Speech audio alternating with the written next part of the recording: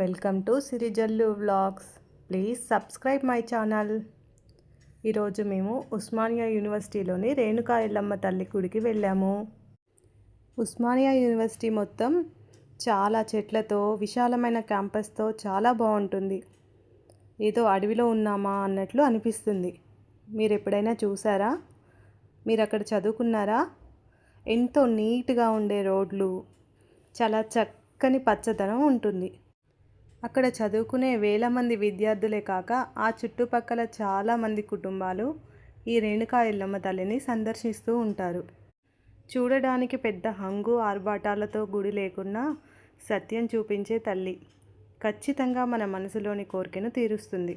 ఈ గుడి Osmania arts college రోడ్లోనే కొంచెం అలానే ముందుకొస్తే ఉంటుంది.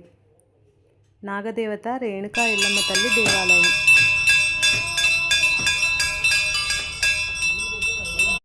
కోర్కెలు తీరిన భక్తులు అమ్మవారికి బోనాలు ఇంకా వడిబియ్యం సమర్పిస్తూ ఉంటారు.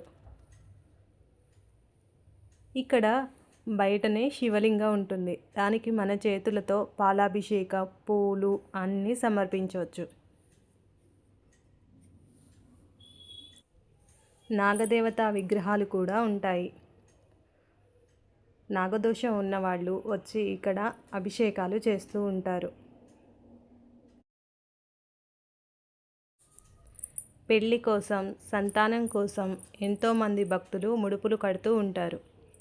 వాళ్ళు కోరుకున్న కోరికలు తీరిన తర్వాత వాళ్ళు మళ్ళీ అమ్మవారిని సందర్శిస్తారు.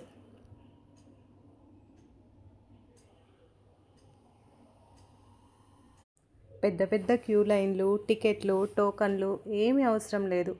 ఎంతో ప్రశాంతంగా ఉంటుంది వాతావరణం. అమ్మవారిని దర్శించుకున్నాక కొంచెం సేపు అక్కడ కూర్చొని వస్తే ఎంతో ప్రశాంతత లభిస్తుంది. ఇంటి దగ్గర నుంచి మనం అమ్మవారి కోసం పరవాన్నం లేదా అటుకులు, బెల్లం తీసుకొని వెళ్ళొచ్చు. అవి అమ్మవారి ముందు ఉంచి తర్వాత భక్తుల కోసం అక్కడ పెడితే మిగతా భక్తులందరూ తీసుకుంటారు.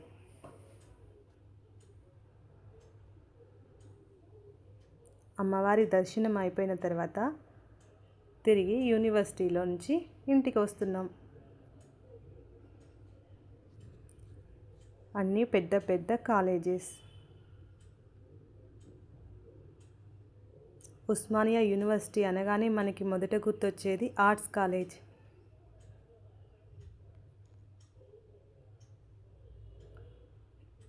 ఎంతోమంది స్టూడెంట్స్కి భవిష్యత్తు ఇచ్చిన కాలేజ్.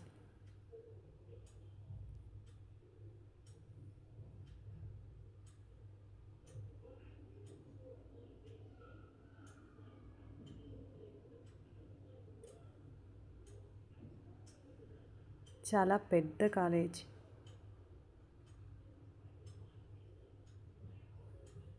మీరు ఎప్పుడైనా ఈ గుడికి వెళ్ళారా? వెళ్తే కామెంట్ చేయండి.